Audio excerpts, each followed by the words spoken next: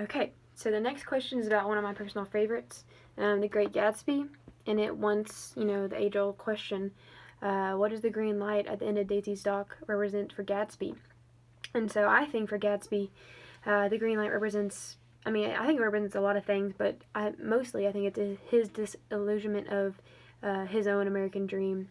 And so if you just look at the color green, that can typically symbolize money, wealth, greed, but it also symbolizes jealousy and longing.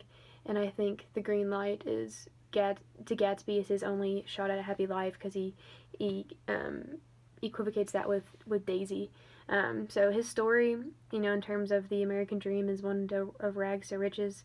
He met Daisy when he was young, and he instantly fell in love with her. And ever since then, he felt the need to prove himself worthy for her in his view, by becoming just super wealthy and just following protocol for happiness and success in America.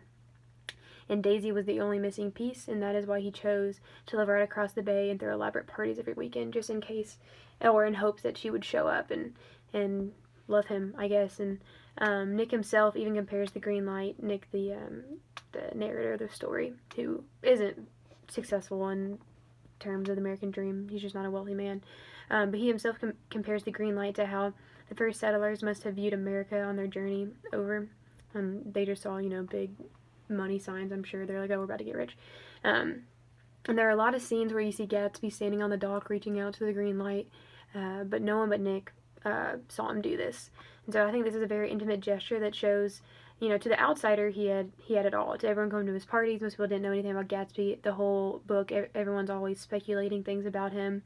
They're like, oh, he was this, but no one actually really knew. And most people went to the house and didn't even know him at all. But from the outsider, he had it. He had everything. He could have all the girls he wanted. He had all the money, all the houses, the toys. But Nick saw that Gatsby was never really satisfied unless he also had Daisy.